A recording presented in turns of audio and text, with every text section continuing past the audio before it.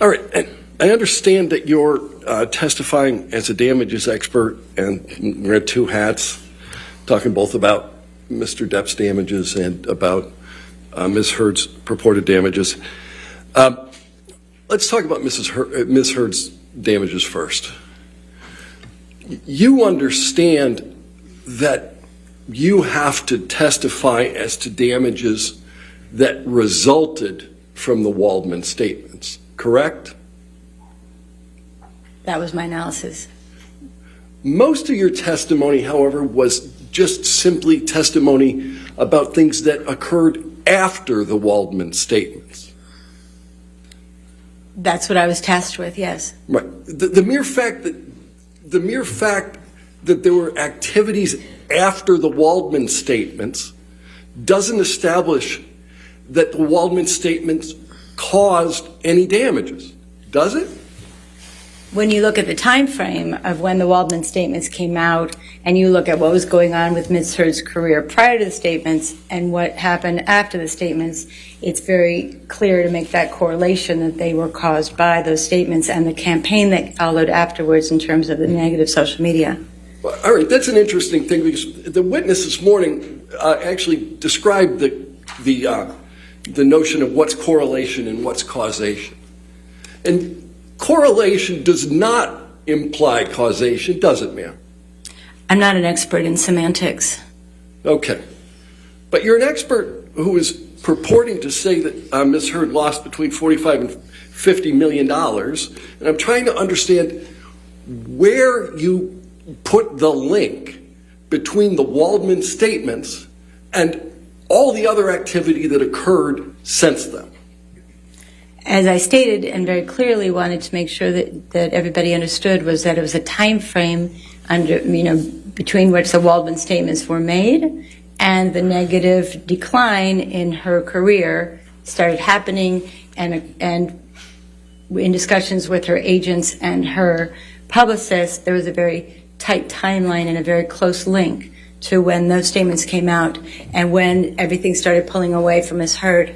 Right, but what you're talking about is just a link in time. You do not put any causal connection between what Mr. Waldman purportedly said and the damages that Ms. Heard purportedly suffered. You have no idea whether Mr. Waldman's statements caused any damage to Ms. Heard, do you? Well, actually, both the words in the statements were used as hashtags in the campaign, as well as when the statistical and the investigative analysis was done on the social media campaign. It turned out that 1 in 4 of the statements had Waldman or Waldminian in them. So that was another connection that I was able to make between the defamatory statements and the negativity that the studios and the product endorsements and the television and the press connected as well.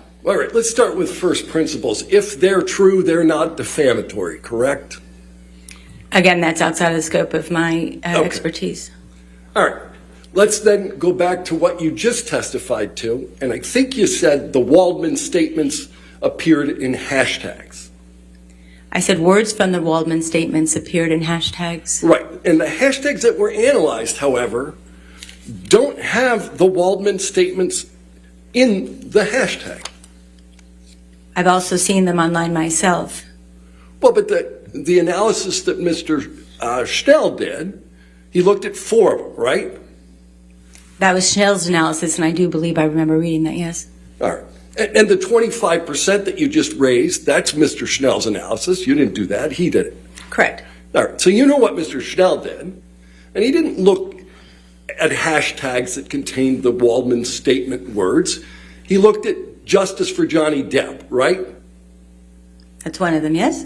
One of them, of the 1.2 million hits that you talked about, that was 900,000, 984,000? Well, also in my conversations with Mr. Schnell, we talked about all the words that were in the statement that also appeared. So what he wrote in his report and what I had in my conversation may not have been the same thing. Ma'am, I don't want to hear about your conversation with Mr. Schnell. It's part of what I relied on, and I'm allowed to talk about that. All right. So your conversation with Mr. Schnell. Let's move beyond that and let's talk about what the other hashtags were. Amber Heard is an abuser. That's not in the Waldman statement, is it? The fact that she was called a hoax can be related to Amber Heard as the abuser, but no, those words were not used, correct? Right. And we just don't like Amber. That's not in the Waldman statement. Correct. Right. And Amber Turd is not in the Waldman statement. Correct. Right. None of those things are. And in terms of the use of the words fraud and hoax, that appeared in only 6.5% of the millions of tweets that Mr. Schnell analyzed, right? I don't have his definition or his report in front of me, but we can look at it together if you'd like to. Right. And you said Waldman appears in 25%. Waldman or Waldminian. According to Mr. Schnell, yes. No, all right. But if that's your only evidence, however, that any of this activity has any link to Mr. Waldman. Is that correct? Well, no, we also look at the timeline because those campaigns were not active prior to the Waldman statements, and then they started appearing, so there's some connectivity there as well. Mr. Depp bears no responsibility for the social media campaigns. He doesn't.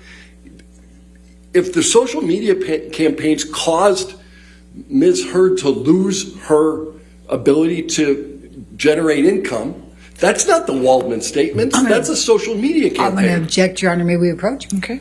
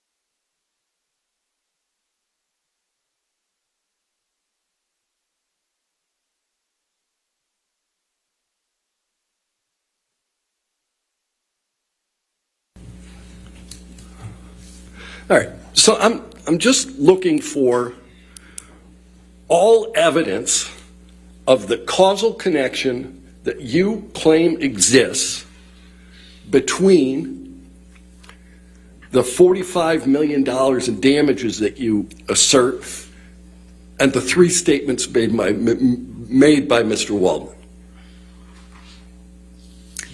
Well, I also looked at Ms. Heard's career after the divorce proceedings and other lawsuits that she was either involved with or was discussed. And her career might have had a pause, but she was able to overcome that when she did Aquaman and she did The Stand, both very prominent productions. And there was no dramatic downturn in her career after any publicity. Ma'am, I don't mean to interrupt you, but do you have notes with you?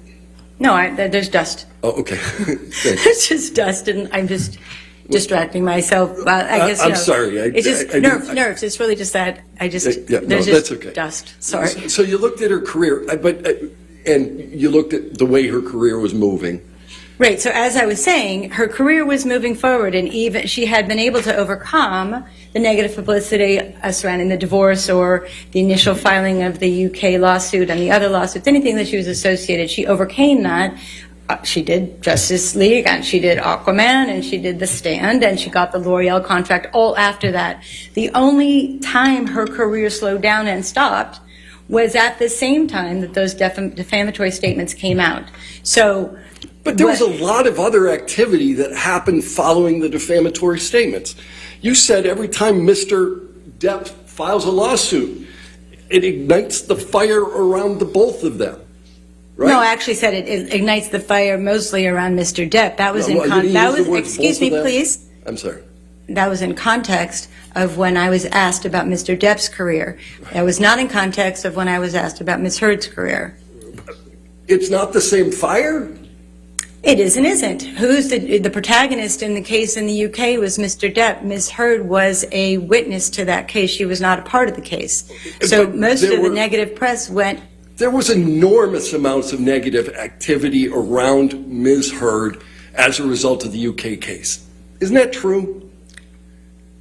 There was negativity, yes, about both of them in the case, yes. You're right. Substantial amounts of negativity. Right. Right? And so you can't tell me that that negativity isn't the thing that keeps or Ms. Heard from working. Well, again, it was a close time frame. The negative statements were a much closer time frame to the press and publicity around Aquaman and The Stand than the UK case, which was months later. So, again, I will look at the defamatory statements as kind of the igniting force, and it was promoted and kind of more oxygen was put on the fire when the UK came out. So it kind of became a snowball effect of the match was lit and it kept getting stronger and stronger. Right, but Ms. Heard isn't claiming a causal connection between the UK case and her damages, right? No. All right.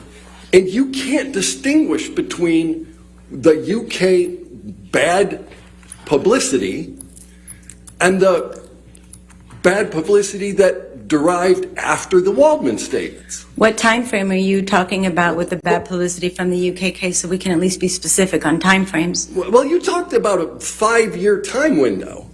A 5-year time window from 2020 to the 2 years that we're at now, plus the 3 years moving forward, is what I talked about in terms of the time frame that it would take someone who's been under this much duress to kind of rehabilitate their career. That's when we talked about the 5 years. Right, that's when you talked about the 5 years. So you look over this 5-year window, and during the period that precedes this window, there's lots and lots of negative press about Ms. Heard, irrespective of the Waldman statements, correct? Before the Waldman statements, as I said, she was able to overcome that, and she got great jobs and was getting endorsement contracts. Right, but after the Waldman statements, there is more activity in the press, there's more social media activity, and you cannot put a causal connection between that activity and what Mr. Waldman said.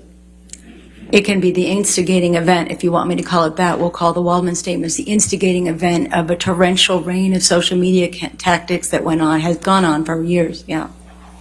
The instigating event, and therefore your damage analysis with some degree, I guess, of reasonable certainty is that once there's an instigating event, everything that happens thereafter is fair game for damages? Well, it's like a fire. If one tree burns and then more air or wind is added to it, then the next tree burns and the whole forest burns. But if that first fire hadn't started with the one tree, there would have been no loss of acreage. So you can look at it with that same analogy. Trees burn one at a time, don't they, ma'am?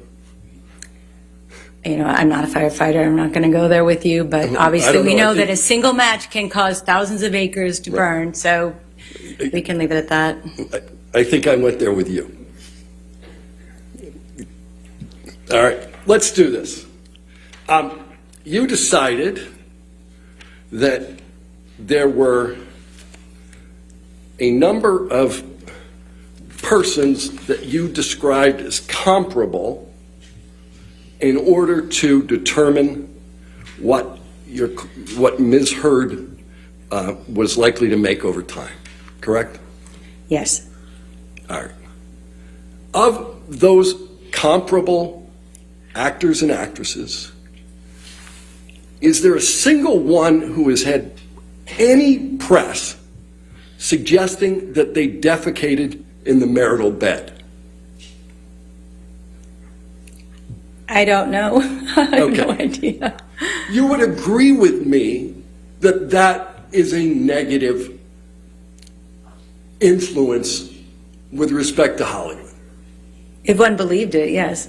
Yeah, if one believed it, you know, it was reported. Yes? Yeah. It certainly has been discussed. We don't have any proof or video of anybody defecating on the bed. I certainly do not have proof video of anybody defecating in a bed. I'll give you that. That's a good thing. Yeah. But what you know is that Mr. Waldman didn't say anything about defecating in a bed. Correct. Right. So all of the bad publicity around that activity has nothing to do with Waldman, right? Waldman, as you said, didn't talk about defecation. Okay. And you haven't considered how that story has adversely impacted Miss Heard's career. That story, you're going to ask me for a causal link between that poop story and her demise of her career? I can't. No, I'm not going to do that, nor can I. You couldn't do it? Can I make it? No, I can't. Right. And you can't do it with Waldman's statements either, can you? Well, again, I did, and I have, and I stand by them. So You did by just pointing out the time frame are relatively close. the time frame and the instigation and if you will, the rallying of the forces, again, it's like a lit tree. It's going to ignite everything. It's like free game afterwards. So it was the instigating event, if you will, and that's what I looked at, yes. All right, so from your perspective, anything that happened after Waldman that was negative to your client is attributable to Waldman and therefore attributable to the damage analysis that you made? I was tasked with looking at that specifically, and that's what I was asked to limit it to. I was not asked to look at anything else. All right. Jason Momoa, that's one of your comparables, right? Yes. He's been prominent since 1999. He was in Baywatch in 99. 44 episodes on Baywatch. Do you know that? You can look it up if you did. I'll go with that. Right. But you remember him on Baywatch. Actually, I didn't watch Baywatch, but All right. he certainly had the physique for it, so. Stargate Atlantis, he was on that. Many episodes. Right? Did you know that? Yes. Okay. He played Conan the Barbarian In TV or film? film. Okay. I don't have Mr. Momoa's resume memorized, so. No, I'm just trying to understand how you came to the conclusion they're comparable, because I'm just want to spend a few minutes talking about Mr. Momoa's career. Game of Thrones was one of the most popular things on TV for a period of 3 years, correct? Yes, he was. And he was in Game of Thrones. Yes, he was. Yeah. And he's Aquaman, right? Yes, he is. Right. He's the title character in Aquaman. Yes. Yeah. And he was actually Aquaman in a movie before the Aquaman movie started. You mean know? Justice League and other things like that, yeah. Batman versus Superman, Dawn of Justice. Wasn't he in that as Aquaman? I didn't see that one. Didn't see it. No. Miss Heard wasn't in that movie, was she? Not that I know of, no. No. And he was in both Justice League movies. Correct? Yeah. And he's in Aquaman 2. Yes. They used him in the second Lego movie. Right? Yes. He's one of the most heroic characters in the recent Dune blockbuster. Which happened post Aquaman. Right. In fact, likely his character... He's not the lead, though. No. In Dune, no, he's not the lead. Did you ever read Dune? Pardon? Did you ever read Dune? No, but I've seen the movie. Okay. Do you understand whether his character will come back from the dead in the third movie? As again, I didn't read the book, so he might. I don't know. That might just- We're just talking about that one movie. That so might that's be a bit of a spoiler. Oh, man. Dude. He's one of the principal leads in the new Fast and Furious franchise movie Fast X, right? I don't know that for sure, no. Okay. But that's not the career path that Ms. Heard has had. She's never been the title character in a movie. She hasn't spent years on television. She did, what, 8 TV shows? 8 single episodes of TV? Again, I don't have her resume. If you want to show it to me, we can count them together. All right. Mr. Momoa remains well-liked even though he's engaged in a recent divorce from another actor. That's correct, right? I don't know. I don't follow his fan base. You don't follow Jason Momoa, but you use him as a comparable to come up with a $45 million I said I don't follow deal? his fan base. I understand him as a prominent actor in the business, but I don't follow his fan base. Isn't fan base one of the things that you analyze? Of course, you can look at numbers, but I don't keep a watch on his social media feeds. All right.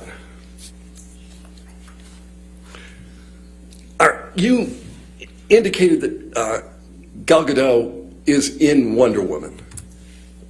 Yes, she's a star. She's in fact Wonder Woman. I know, she's good too. Yeah. All right. She's the title character, and there's been now multiple Wonder Woman movies, right? Yes? Yeah. And even before that, she was in franchise films. Which one are you referring to? Fast and Furious.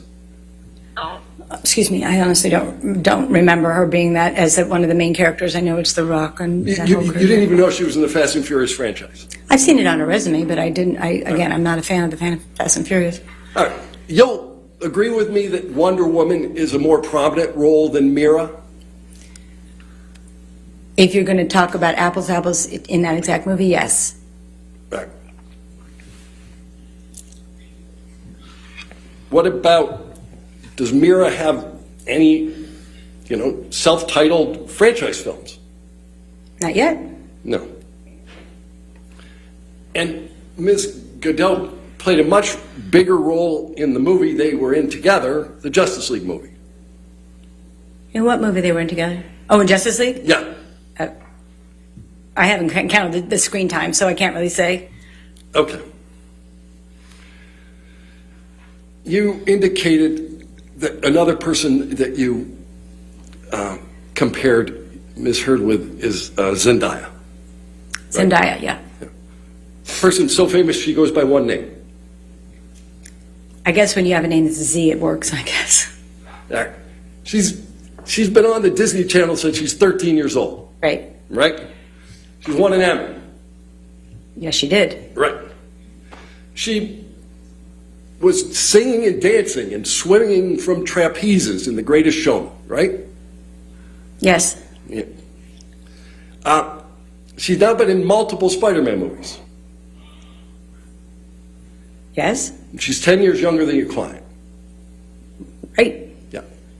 But this is a person that you deemed a comparable.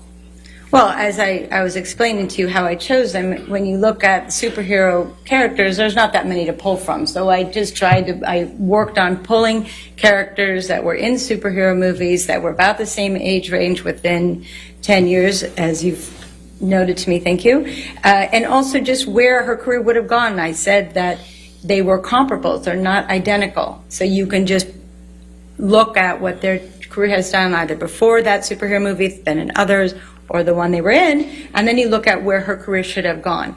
Even though she may not have been at the stature of a Zendaya at that time, you can still look at it as a comparable trajectory of what happens when you're in a blockbuster movie. It's just a reference point. It's not meant to be identical. They're not meant to be the same people, or not even have the exact same career. It's meant to be a reference point. Simple as that.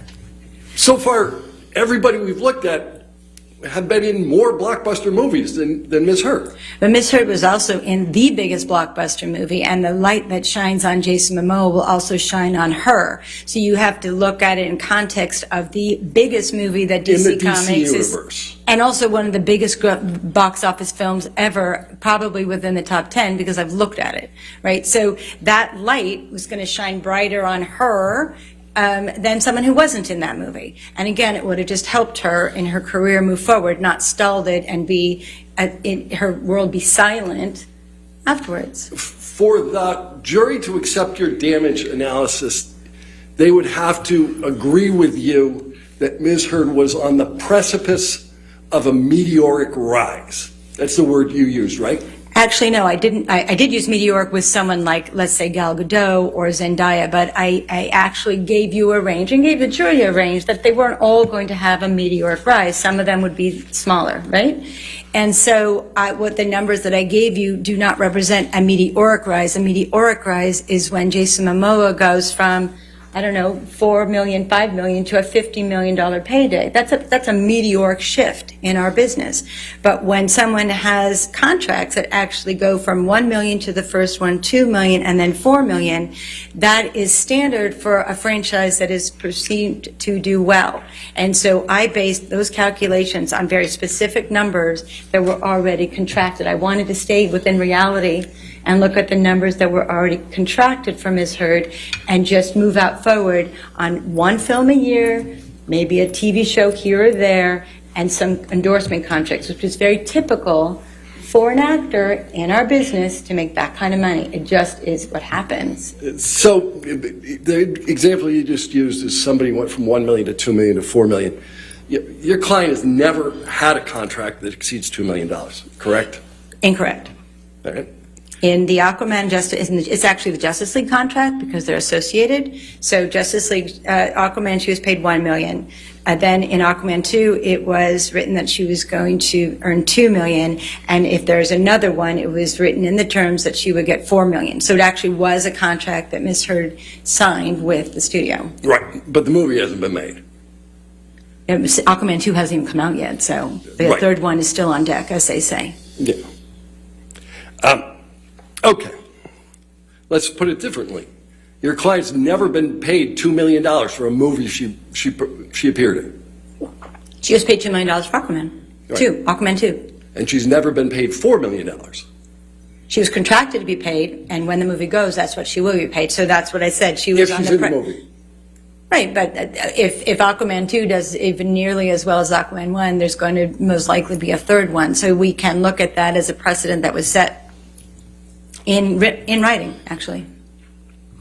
If a movie makes $795 million, you think there's likely to be a next one?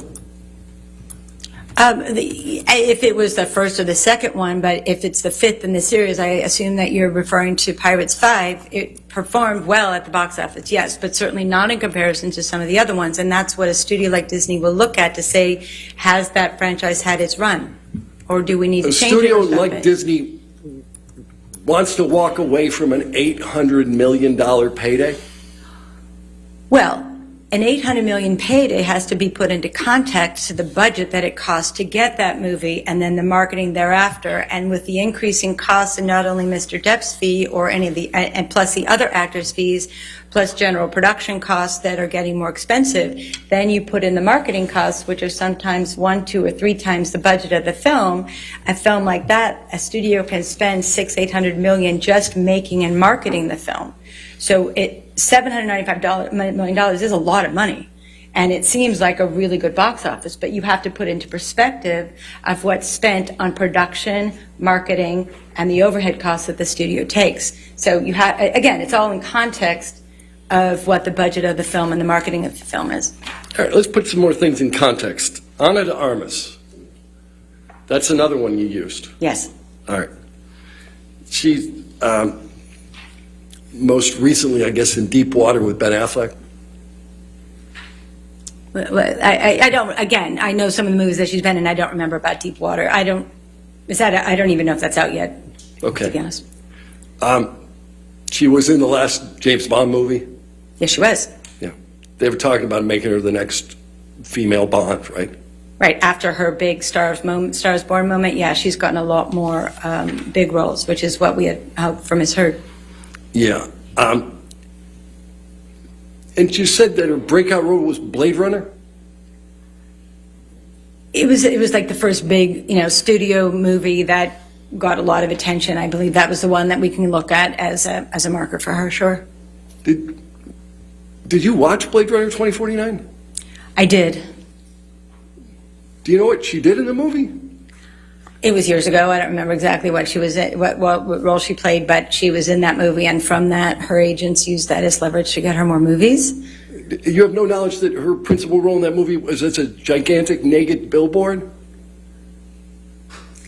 Are you saying that's the only thing she was? She was a gigantic naked billboard. She wasn't in the That's movie. the principal role in that movie. I don't remember the movie well enough to know. Okay. And did you know that she was? I talked a little bit about Ben Affleck, right? Right. He's an interesting example because he's been in a role that's been recast multiple times. You know that role? We're talking about Batman? Yeah. Yeah. Batman. Sure. All right. So the title character in that DC series has seen how many actors? Several. Right. Michael Keaton, He was Batman. Val Kilmer. You're a movie buff, yeah. Yeah. Christian Bale was Batman. I think he was, you're right. George Clooney was Batman. Definitely. Yeah. I guess Robert Pattinson is now Batman. Don't know. Okay. But you're taking an absolutely iconic role that the DC universe has recast 4, 5, 6 times, correct? Correct. So that just because you have the role in the first movie or the second movie doesn't mean you get it in the third movie or the fourth movie. Unless it's contractual.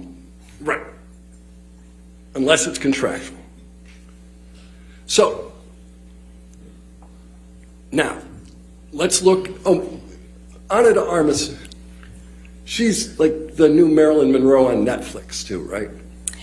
I believe so. She was also in Knives Out, which is probably even a bigger breakout role for her. But Right. again, I chose Blade Runner because it's a similar thing. You have to start somewhere. But Knives Out probably was her big moment in time. Yeah. All right. The other person you picked was Chris Pine. Chris Pine is in a superhero movie, Wonder Woman. He is in Wonder Woman. He's also, well, Star Trek being a blockbuster, but not necessarily a superhero, right? Yeah. He was in both Wonder Woman movies, right? Yes, he plays the love interest to Gal Gadot, yeah. Yeah. On Star Trek, in the Star Trek franchise, he plays Captain Kirk, right? I don't remember exact role that he played. I didn't see it in the movie. I just know it from his resume, to be honest. Do you know who Captain Kirk is? Yes, I do. All right. Well, But you I know didn't with know that characters. Chris Pine is Captain Kirk in Star Trek? I hate to say I'm not a Star Trek fan. Okay. But you used Mr. Pine as an example, irrespective of the fact you didn't even know he starred in this franchise film? I did know that he starred. That's why I used it. Again, In fact, he was the most prominent person in the movie. we can go over this a couple more times, and I'm happy to do so. All I wanted to do was look at, from a small pool of people that have been in huge franchise movies or superhero movies, and give you a sense of what the range is or what someone's trajectory can be. Again, they are not apples and apples. They're not both green apples or both red apples. I just was looking at a range. It's what we do. It's what we do in the industry. It's what you do to kind of get a sense of how much you're going to pay an actor, what they're worth in the foreign markets and the domestic Ma'am, I think markets. my question was, did you know whether he was in Star Trek? Yes, and you were asking me why I chose him, which is what this conversation is about. And again, I chose him because he was part of Star Trek and Wonder Woman, but mostly because he was in Wonder Woman. And I don't know the exact time frame of which came first, but the fact that he's in both of them is consistent with what actors of this ilk tend to do once they're in a movie like this. But you talked about breakout roles, but you don't know which was his breakout role. Chris Pine's been an actor. He's been a well-liked actor. He was in both Star Trek and in Wonder Woman. And Did a Star movie Trek. with Denzel Washington? Pardon? Did a movie with Denzel Washington? He's had a good career. Yeah, great career. Yeah. Yeah, much longer career than Ms. Heard, right? She was on the precipice of a great career. Yeah, She hasn't had the chance to negotiate for that yet or be in those movies yet, so we don't know yet. We're getting back to Precipice. Didn't you just deny Precipice a few minutes ago? I thought your testimony was she was on the precipice of meteoric rise. You said, I guess. I didn't say meteoric. I said consistent. I don't know. She could have a meteoric rise, but I was talking about consistent with Ms. Heard. All right. So of the actors you selected, 2 of them are the title characters in their DC movies. One of them, One is Aquaman. Who's the other title character? Gal Gadot. Wonder Woman, right. Right. She's Wonder Woman. And you mean Jason Momoa, sure. Yeah. So you get 2 title characters.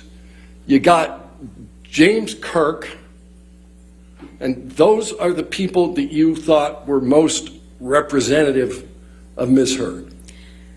Again, there are not that many in the pool to pick from. I'm not going to put comparable actors that haven't been in either large, what we call tentpole movies, or franchise movies, or superhero movies. So I wanted to work within those parameters, and that's what I did. So those are the actors I chose, yes. And to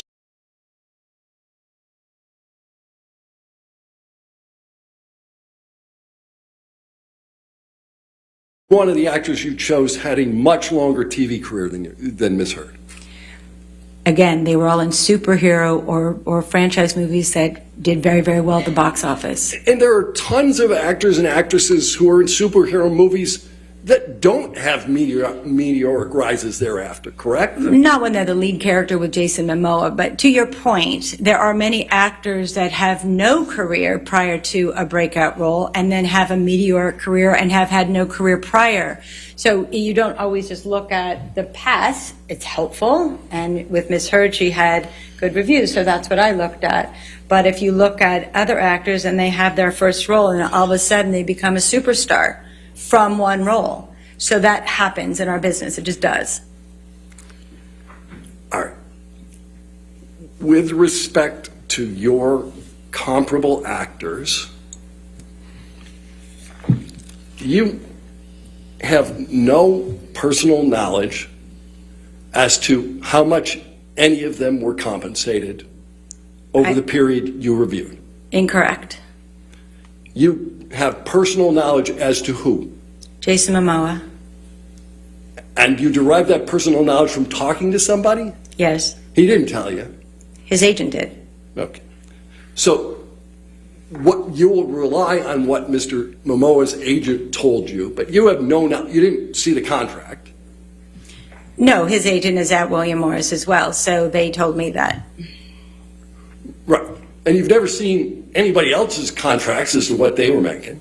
No, but in 25 years of being in this business, I understand the basis of which actors are paid when they're in blockbuster films and then they're in large budgeted studio films. So it's not a leap to kind of understand where the actor's making. And again, I really didn't want to try to be speculative in my analysis. I wanted to work with the numbers that Amber had contracted for already and just take it from there and said if she had done one movie a year and one series and done product endorsement, that's how I got to the number. So I wasn't looking to take her on a meteoric rise. I wasn't looking to give her the same career as Jason Momoa. I took her numbers that her agents had actually negotiated and worked from there.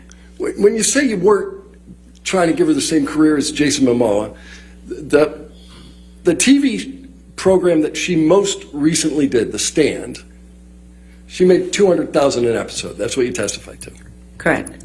And in your damage analysis, you give her $1 million an episode had the Waldman statements not occurred. And you do it only because you believe Mr. Momoa has gotten that in something that he's in. Right. So you are giving her the same career as Jason Momoa. Well, again, with someone like Ms. Heard, who was in a blockbuster film with a team at William Morris, in my discussions with William Morris, that's what they were looking to negotiate for her on other projects. So I got some of that information from her management team directly. So her agents were looking to get her as much money as possible? I think that's the job of an agent. They usually try to get the most but money as possible. Your testimony is they were looking to get the money for her, but you need somebody willing to pay on the other side of that deal, don't you?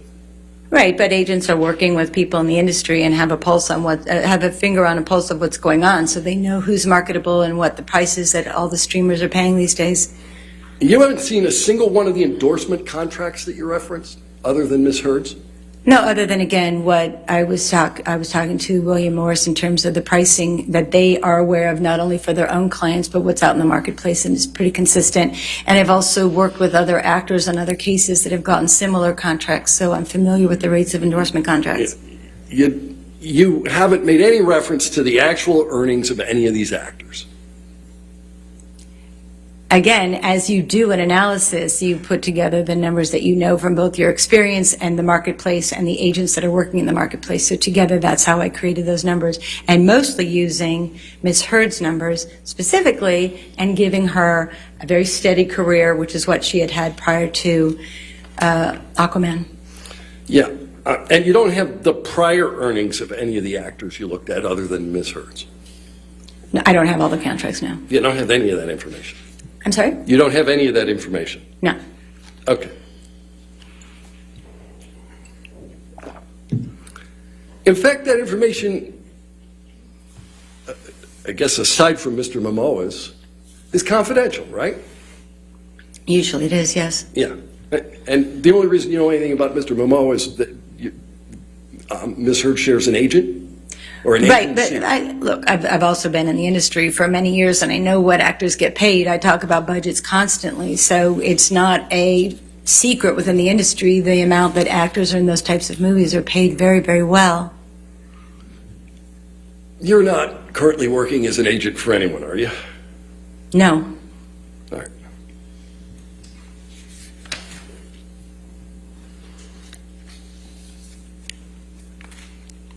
So, the salaries of these comparable actors, did they form some basis for your opinion? No. Okay. So your opinion, as I understand it, is that Ms. Heard should have been able to renegotiate an existing contract. Which is standard in the industry as well as with her agent Do specifically. you know if it's standard with Warner Brothers? I'm sorry? Do you know if it's standard with Warner Brothers?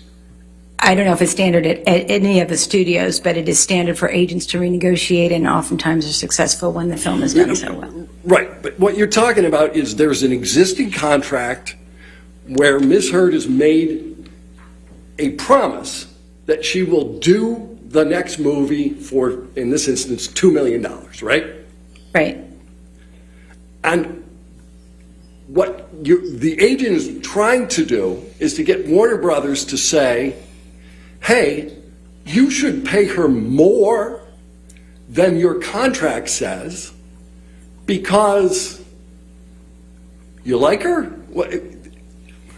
Well, as Ms. Kovacevic said, also, it's standard in the industry. As again, I've been in the industry, I've worked with agents, and I've worked with lots of lawyers, and we have conversations about what is an actor getting, or what can they do, or what are they going to do the next time. So again, it's a standard in practice in the industry, especially when a film is as successful as Aquaman, that the agents will go back and renegotiate. In fact, that was conversation. Isn't the standard practice is that they would try to renegotiate, but it's up to the studio? Sure, but oftentimes in a movie of such of the nature of Aquaman, they're very successful, usually. But the entirety of your analysis assumes a renegotiation with a studio for terms that are double what the studio had already got a promise from Ms. Heard she would work for. Correct. All right.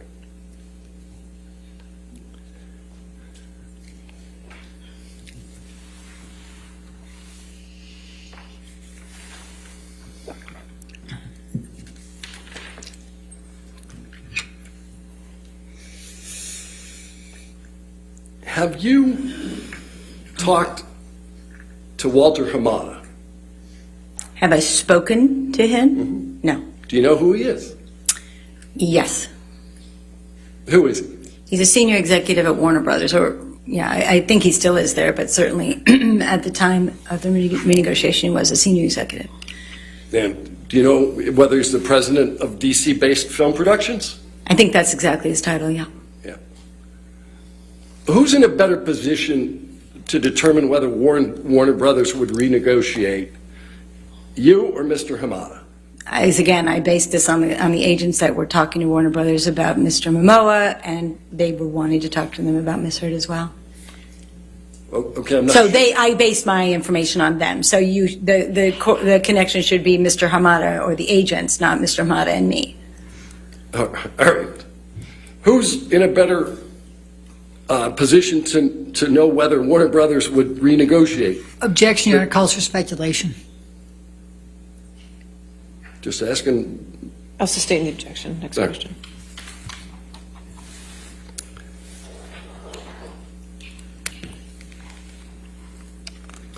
Do you review any testimony from Mr. Hamada? I did. Did you understand that Mr. Hamada says that they want to hold the lawyers, hold the actors to their deals? That was a philosophy that he said Warner Brothers had, yes. Yeah. Did you understand that Mr. Hamada said that nothing Mr. Depp did impacted her compensation? I don't remember that part of the testimony. You have it available for me to read? You don't know whether Mr. Hamada testified. Did anything Mr. Depp said about Amber Heard affect her compensation? Again, I don't remember. That's I don't okay. I don't recall that testimony. Right. No. Do you know whether Mr. Hamada indicated whether he even knew who Adam Waldman was? Again, I don't remember the conversation about Hamada and Waldman or Depp. And you don't remember whether Mr. Hamada made any statements as to whether anything Mr. Waldman said affected Ms. Heard's compensation? In my experience, studios don't talk about how or why they make decisions based on publicity or conversations. They're not going to try. They're going to be very protective of all their relationships. So that's just natural. Yeah, unless you can get him to testify under oath at a deposition, right? Well, even so, they're not going to say anything negative. They may bypass it by being positive, but they're not going to do anything that could potentially damage a relationship that may change or be worthwhile in the future. So that's just what a studio person does. Mr. Hamada is in the best position to determine whether there were chemistry issues with Ms. Heard. Objection, Your Honor, calls for speculation. He's the president of the company. Overruled. I don't know how involved Mr. Hamada was on a daily basis in terms of chemistry, but I do know that Warner Brothers did a chemistry test with Ms. Heard and Mr. Momoa before she even got the role. She went in and did what they call a chemistry test. So that was to actually see whether there was good chemistry between them. And evidently there was good chemistry because she was then hired to be the romantic interest. So whatever Mr. Hamada said during his deposition, I look at what actually happened in real life, which is she got the chemistry test and then she got the job. Yeah, let's look what happened in real life. She went in before and took the test. Then she made a movie. Then there was an existing movie under which Warner Brothers could then decide whether there was chemistry, right? The movie worked. It made over $1 billion, and they're all over the poster. If they didn't think that there was chemistry, they wouldn't have put Ms. Heard on the poster next to Mr. Momoa. So, You know there were multiple posters for the Aquaman movie. yes, And that there always three- are. That's standard. And that 3 out of the 4 posters, the standard posters for Aquaman, didn't even feature Ms. Heard. Right. So when you make a poster at the studio, it's normal to have 3 or 4 variations because you want to appeal to different people's perspectives. So you want the romantic poster, you want the action poster, you want the superhero poster. So it's normal for them to have many posters, but the romantic poster was of Ms. Heard and Mr. Momoa. Right, and everyone, and all the others are just of Mr. Momoa. like we talked about, it's Aquaman, but she was prominent in the ones that that Warner Brothers wanted to appeal to women and to the romantic interest of the consumer. Right.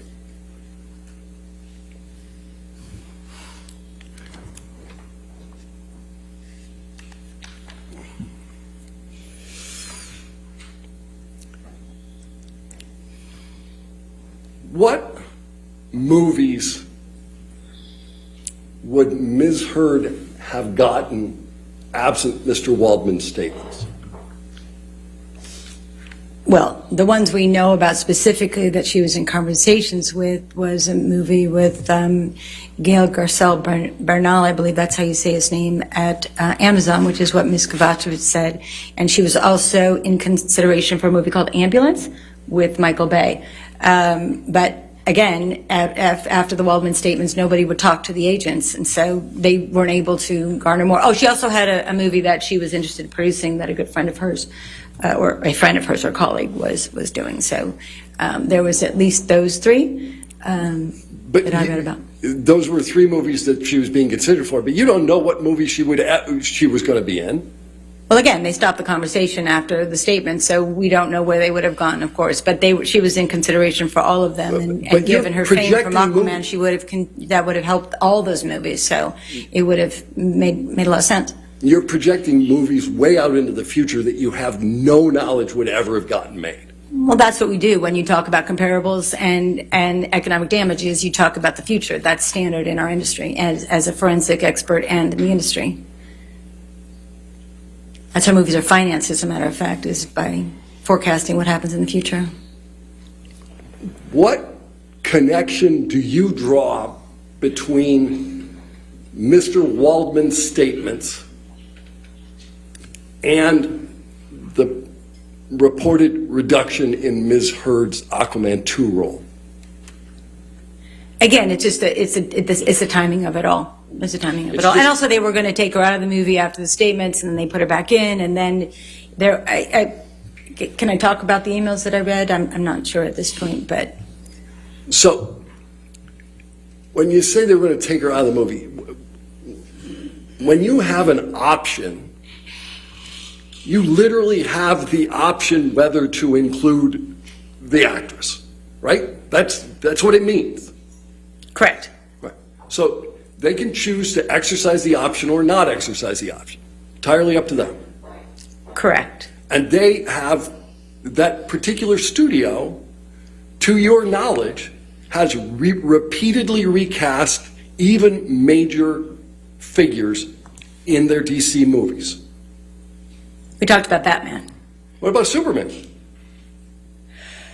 You know, I think I'm more familiar with the Batman actors. I think there have been a couple actors of Superman, but depending on how the movie performed, if a movie doesn't perform, they'll look for other actors. If they want to go a different direction or reboot a franchise, they will look at different actors. So if the movie's successful, they're not likely to change the actors, especially not in the second one or the third one. Another reason they'll look for a different actor or actress, if the actor or actress is charged or asking too much money to play the role again, correct?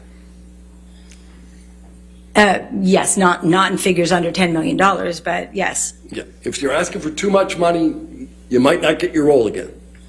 And your analysis assumes that Ms. Heard could double her money.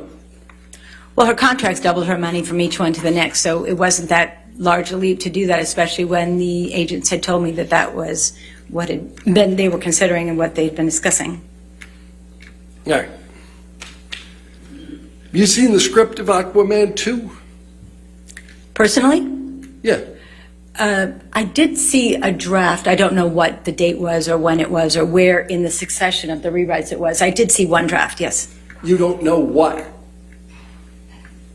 Warner Brothers has in mind for that movie in terms of the kind of movie it's going to be?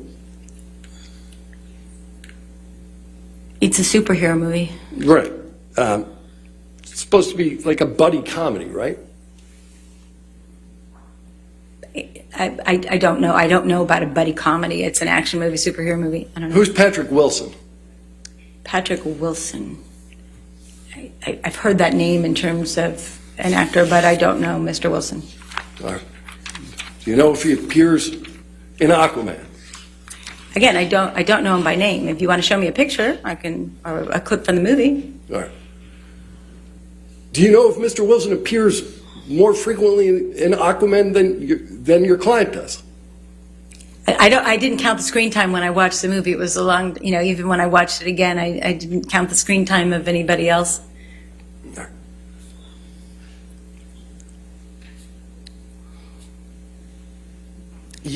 Did you read the testimony of Mr. Hamada? We discussed that, yes. You disregarded all of it in your analysis as to her ability to renegotiate, correct? Well, I remember the part where Mr. Hamada said that from time to time they will break their philosophy and renegotiate. It's what they did with Jason Momoa and with Gal Gadot. So, it coincides with what we know in the industry, which is it can be done. It's what they did with the two title characters in the DC universe. Again, I've worked in the business for a long time, and I've seen a lot of actors renegotiate their careers. Not their careers, renegotiate their fees. It's common practice. And it's certainly what the agent will think about first when a movie makes $1 billion+ dollars. Right. Again, focused on the agent, but it's the studio that pays the bills. Yes. Right. Mm-hmm. All right.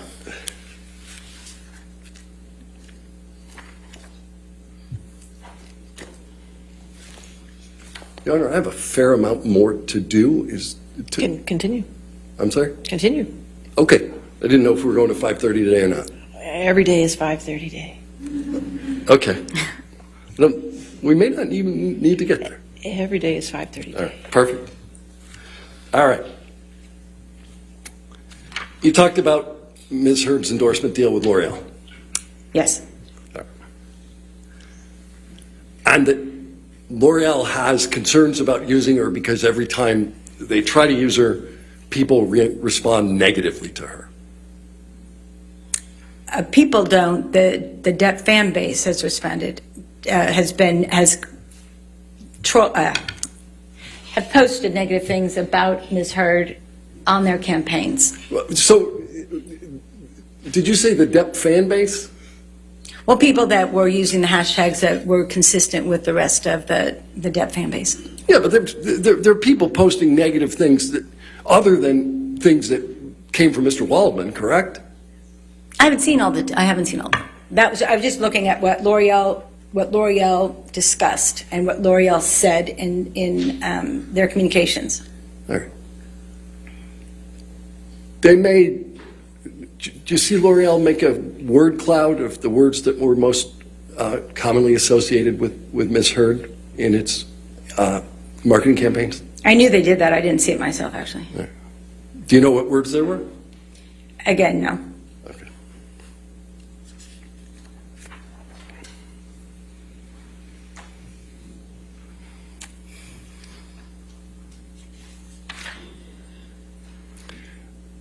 You didn't talk much about this, but in order to get to the damage analysis that you got, the $45 million, I think at least initially you suggested that Ms. Heard would have a role producing and starring in a movie, and that she would make $12 million. I've talked about that, but in the latest calculation, that was really less what I considered and more about what films and TV and endorsement deals that she would do. The producing was something that she had wanted to do, and again, Mr. Momoa got that, so that's where the agents were discussing those figures with me. The last movie that she has a production credit for is in 2013, right? Again, I haven't memorized her resume. It was a movie called Syrup. Did you ever hear of it? No. Aside from having probably seen it on her IMDb. And Soon the Darkness, that's her other production credit, right? If you say so. If you're reading it off of her resume, I will believe you, yes. 2010? Okay. All right. 12 years ago. But you, at least at some point in this analysis, were of the mind that she would recover $12 million with a producing role and a starring role in a movie? Because that's what Mr. Momoa got. Again, the agents were just saying that those were the kinds of numbers they were looking at to help her as she moved forward in her producing career. Right. Those are the kind of the numbers the agents would like her to get. Right, but again, I didn't use that in the final analysis of my $45 million, so it was just a discussion point because that's what the agents wanted me to consider. All right. All right. You have testified that the breakout role for Ms. Heard was Aquaman, right? I didn't say the breakout role, but I used it as a movie that it was a superhero kind of super box office success. I think that some of her other critically acclaimed movies probably helped her break into that role, which would have been The Danish Girl, and then her work in Justice League, which was a natural progression to getting to star in Aquaman. All right, but I used breakout. Perhaps you didn't, but this is the movie that springboards her to the kind of money that you are suggesting she should earn. It should have, yes. Yeah. And other than Aquaman, which was released in 2018, how many movies has she booked? Well, she booked Aquaman 2, Right, and she did The Stand, which was a significant television show. right. But outside of the Aquaman franchise, she obtained only one movie role, since 2018, right? Right. The industry also knows that she's planned to be on the next movie, and they understand her production schedule, so she's not going to go after films that would conflict with a mega box office movie. So there's scheduling and conflict issues as well that she and her team would consider. So when was Aquaman released in 2018? It's December. It was either December 2018 and then it depends on where it was in the world. It started in December 2018 and then it moved out, into 2018. How many months between December 2018 and the Waldman statements went by?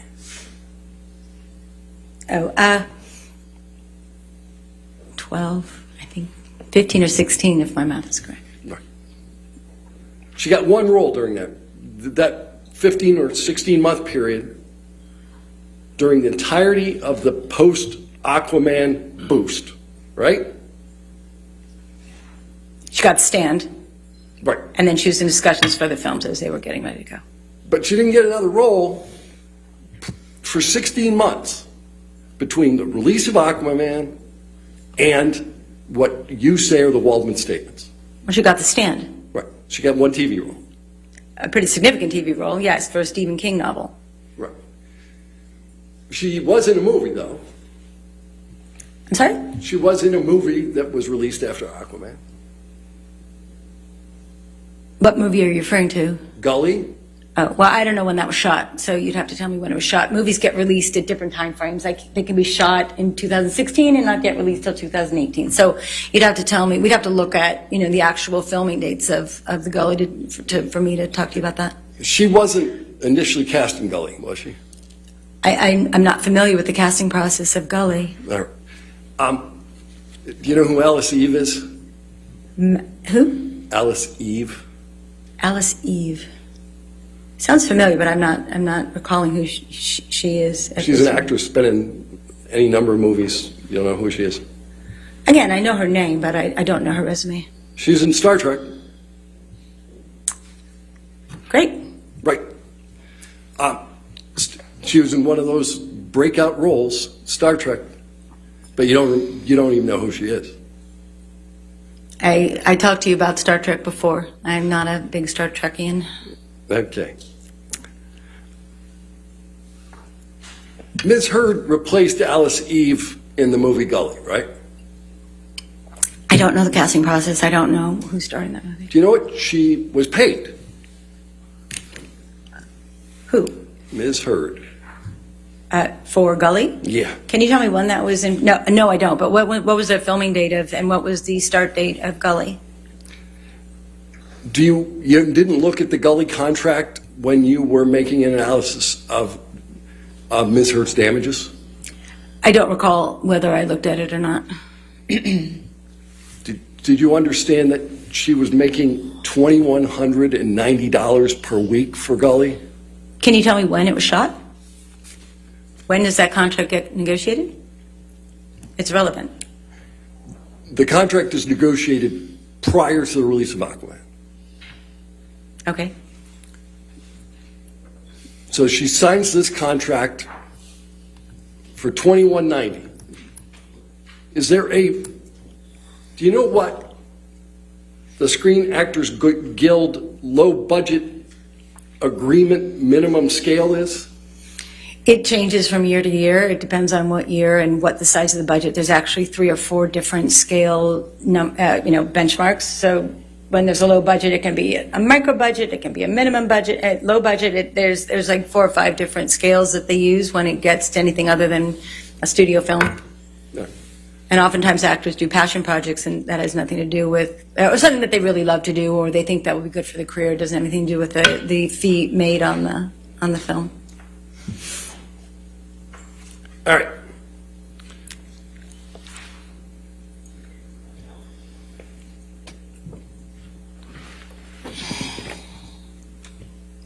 What's a loan out? A loan out? A loan out is the corporation that an actor will use so that their money comes in through a corporation, and then that corporation technically loans out the actor's services to the production. So the loan out is the corporation that the actor uses, and then they loan out the services to the production company. It's just really for tax purposes. Do you know of any movie that Ms. Hurd booked immediately prior to Aquaman other than Gully? Well, I know she did Justice League. I don't remember the dates and times of the filming of the other ones. You always have to look at the filming dates. You talked about Mr. Schnell. Gully was in his chart, right? I don't remember where Gully was. Right. Did you look closely at his chart? Pardon? Did you look closely at his chart? At Mr. Schnell's chart? Yeah. I looked at the numbers with respect to the social media campaigns is what I was looking at Mr. Schnell for. Okay. Do you know whether any of the dates of the Waldman statements even appear in Mr. Schnell's chart? I don't remember. Okay.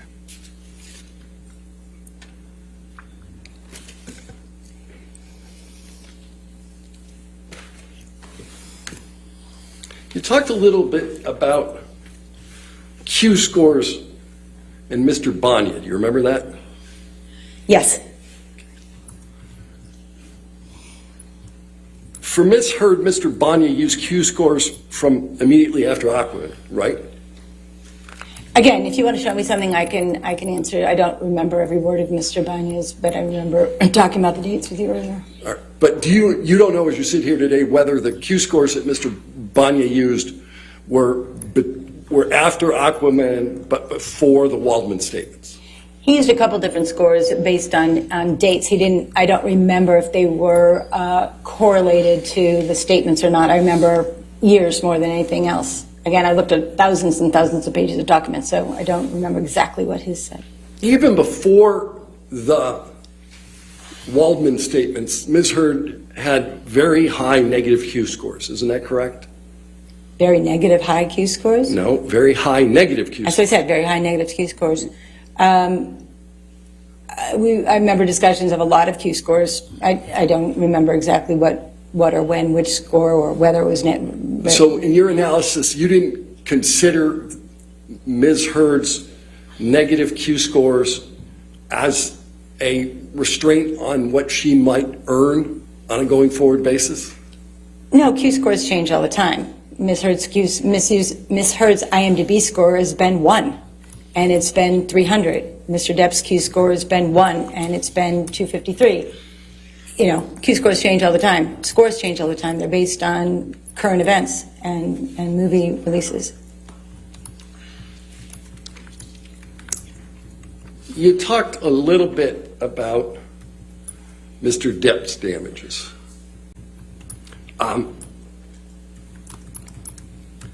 Did you talk, who's Jerry Bruckheimer? Who's Jerry Bruckheimer? The producer of the Pirates franchise. Well, he's a huge producer of a lot of movies, but he happens to be the producer of the Pirates franchise. You didn't talk to him prior to your testimony? Personally, no. No. And you didn't have other people talk to him on your behalf, did you? Me personally, no. I did not talk to Mr. Bruckheimer. And you've never spoken with Mr. Bruckheimer about why Mr. Depp has not appeared in a 6 pirate movie? There has been no 6 pirate movie. There is not a Pirates movie titled Pirate 6 yet. Right. Or ever. But you haven't talked to Mr. Bruckheimer as to whether Mr. Depp was going to appear in the movie? From things that I've read in newspaper publications and emails, I've read that Mr. Bruckheimer was uncertain whether Mr. Depp would star in. Right. But you haven't talked to him. And you've never spoken with Sean Bailey about this, right? No. Or anyone at Disney? I actually put a call into someone at Disney, and they didn't want to talk on the record. All right, you called somebody at Disney and they didn't want to talk to you. No, again, as I said, studios don't want to talk about their stars, whether they want to preserve a relationship that may or may not be used in the future. So it's their tendency not to talk about people they are in business with. So you have no personal knowledge why Mr. Depp hasn't made a 6 pirate movie? Well, as I said, there is no 6 pirate movie. Right. But you don't know why. You have no personal knowledge why. I don't work at Disney now. Right. Did you listen to Mr. Wiggum's testimony in this trial? I read Mr. Wiggum's testimony. And Mr. Wiggum said Mr. Depp had a deal for the movie, right? I think Mr. Wiggum did. The other agent, Mr. Carino, said he did not. And as there is no Pirates movie, there have been no deals negotiated, and that's what Ms. Jacobs also testified to. But Mr. Wiggum testified to something else. It doesn't correlate, as we say, to the other 2 agents' testimony.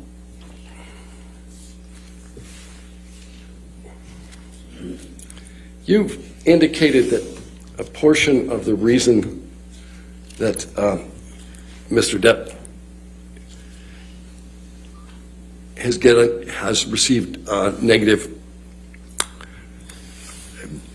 received a variety of negative comments in Hollywood is that he engages in lawsuits. One of the elements that has contributed to a lot of negative press and attention is due to the lawsuits, and the activity and the behaviors that we talked about earlier have been brought into the limelight.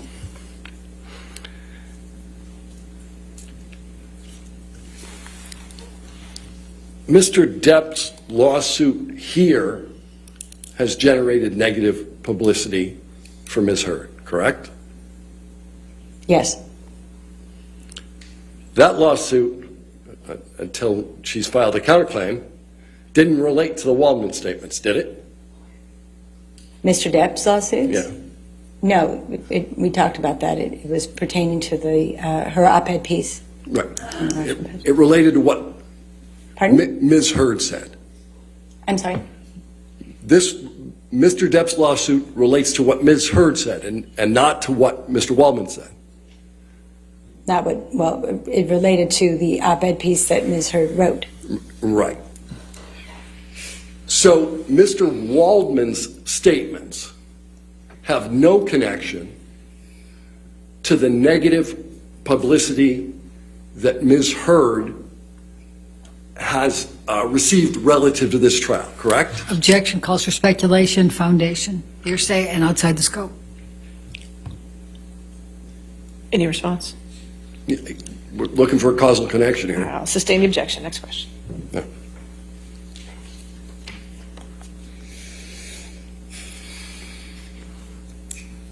When was the last time you met with Miss Hurd? I only met Ms. Hurd at lunch today.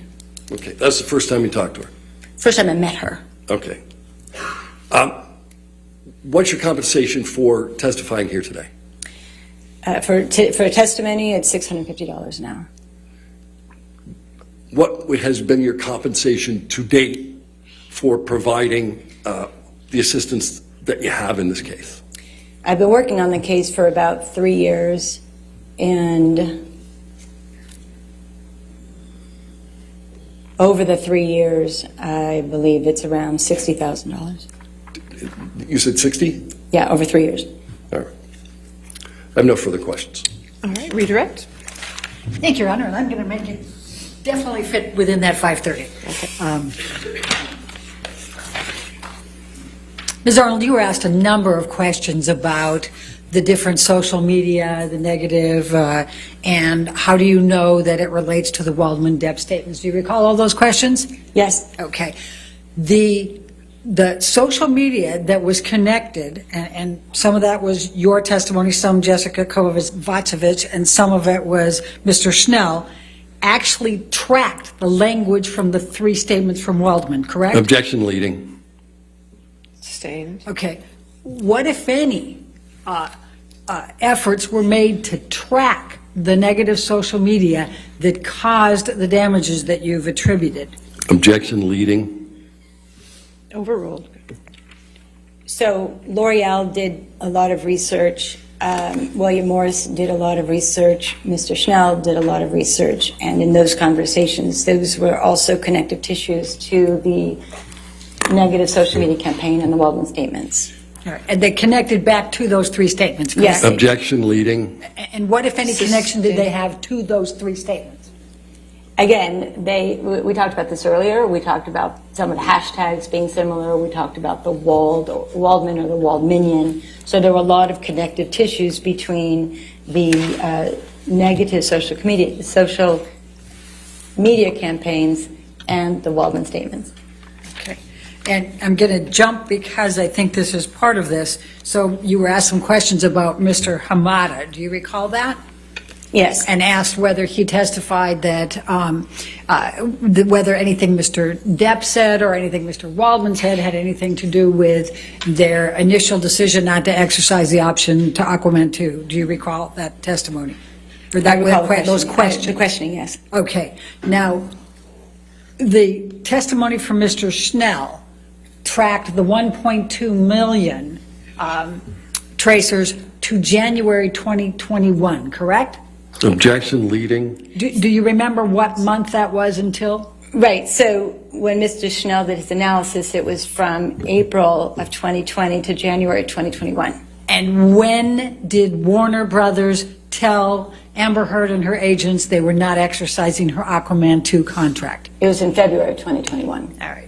And what, if anything, did Mr. Hamada say about whether the reason they did that was because of the 1.2 million negative social media tweets and Instagrams and other communications? Objection, no foundation. Had any impact? Sustained.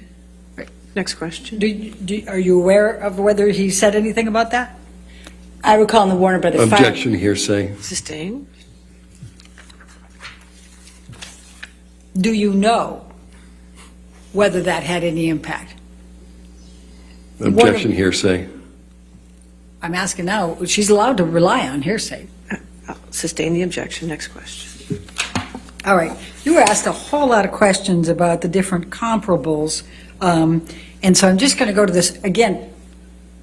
Of all the different movies, of all of those comparables, which movie was the highest grossing of all of them? Again, I believe it's Aquaman. I mean, everybody talks about Aquaman being one of the highest, if not the highest grossing films. Certainly the highest DC comic film or in that superhero world. But again, want to say it was the highest, but I think it was very close to it. Do you know whether Walter Hamada admits it was the highest grossing DC film? Yes, he said that, yes. Okay, so when you're looking at all the comparables, what, if any, relevance is there to the degree of success of that DC superhero movie? Objection, foundation. She can speak to that, Your Honor. You lay the she's- foundation. That's- Do you know the answer to that question? Do you know? I'm sorry, can you repeat the question? I forgot it. No, I have to admit. Okay, so let's go backwards. So what if, do you know whether it makes a difference, whether how successful that DC superhero movie is in what types of films they'll be able to get in the future? Objection, foundation. I'm asking the foundation. If you want to ask the foundation, go ahead. I'm sorry, that's what I thought I was asking. Do you know whether that plays any role, the degree of success? Customarily, when a film, Objection, foundation. Ask her how she knows. How do you know? in 25 years of being in the film industry, it's customary for when a movie does such an extraordinary amount at the box office, it shines a very bright light on the actors, especially if they're in lead roles. And it's customary that they will get, not customary, it is, I don't want to use the word standard, but it is very frequent that a star in a movie that has performed so well at the box office and with a role model character that Mira was, that she would have gotten other roles and worked quite a bit afterwards, and that movie would have helped her career. I mean, that's no question. Okay. And with all these comparables, when you gave the range to this jury of 45 to 50 million in estimating this over this period of time, did you put Amber Heard's estimated damages ranges above all those other comparables? No, again, I was very specific in using the actual negotiated rates that Ms. Heard's agents were able to get for her in that contract and use that as a precedent. So again, I always wanted to be grounded in what Ms. Heard actually was in contract for and what her agents negotiated. And I used that as the baseline for the financial numbers of her loss. I used the comparable actors to show how consistently they all worked and how their careers moved forward after being in a box office.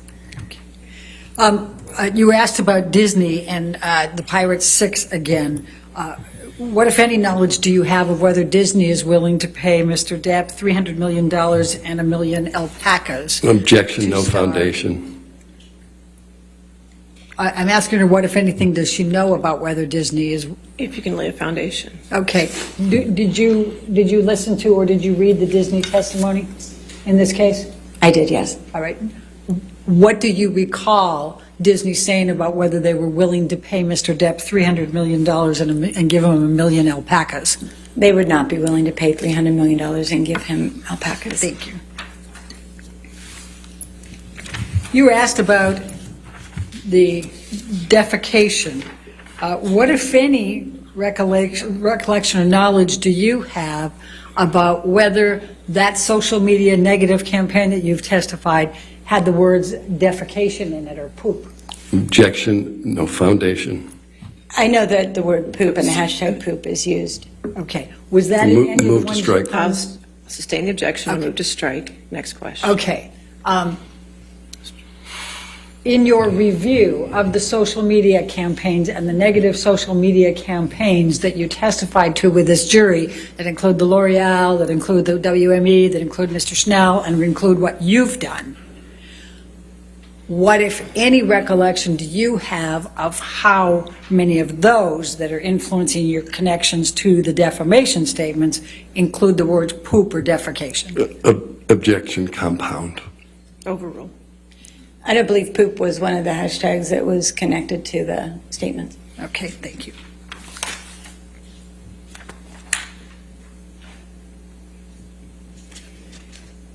You were asked about the time period between the defamatory statement, between the release of Aquaman 2 in December 2018. Aquaman 1. Aquaman 1, thank you, and the defamatory statements that were in April 2020 and June 2020. Do you recall that testimony? I remember that questioning, yes. Okay. During that time, were you aware of whether Aquaman 2 was in discussions with Amber Heard about scheduling the filming of Aquaman 2? In the period between the statements and, Before. I'm going before. Okay, I'm sorry. talking about the period of time when they released Aquaman 1 oh, okay. and the April 8th, first of the defamatory statements. Right. Do you know whether whether Warner Brothers was in discussions already with Amber Heard about scheduling her for Aquaman 2? Objection, hearsay. Do you know? I'm asking her whether you know. I'll sustain it as the hearsay. Okay. Do you have knowledge of whether Aquaman was in discussions with Amber during that period? Objection, hearsay. I don't know how to, I'm I was asking going to ask her foundation. foundation. Right. How would you know? Well, Amber received an early draft of the script. Amber's agents were in discussions. Objection, hearsay. I think she can say that. Sustained. Okay. What is, in your experience, based on getting scripts, what does that mean? I'm asking for experience. In my experience with the movie as high profile as something like Aquaman, they keep the scripts very tight. You know, they don't let anybody read them. They're numbered. They have your name on it. So if you're getting a script for a movie such as Aquaman that's kept tightly close to the vest, if you will, by the studio, you are going to, they want you to be in the movie. Otherwise, they would never give you the script. Okay. And so if a script was given to Amber Heard before the first April 8, 2020 defamatory statement, what would that suggest? Objection, Based on your knowledge that you've just testified to. Objection, speculation. It's not speculation. Your Honor. Overruled. Again, if she got the script, they were going to use her in the movie. That was their plan. Okay. I have no further questions. Thank you. All right, thank you. Is this witness subject to recall? Yes, Your Honor. All right, so you're still an expert, so you can have a seat in Okay. the courtroom. I'm sorry. still- okay. okay, You still are. Thank you. Thank you. All right, ladies and gentlemen, this comes to the end of our day. All right, so please do not do any outside research tonight, and don't talk with anybody about the case, okay? And we'll see you in the morning, bright and early at 9 o'clock.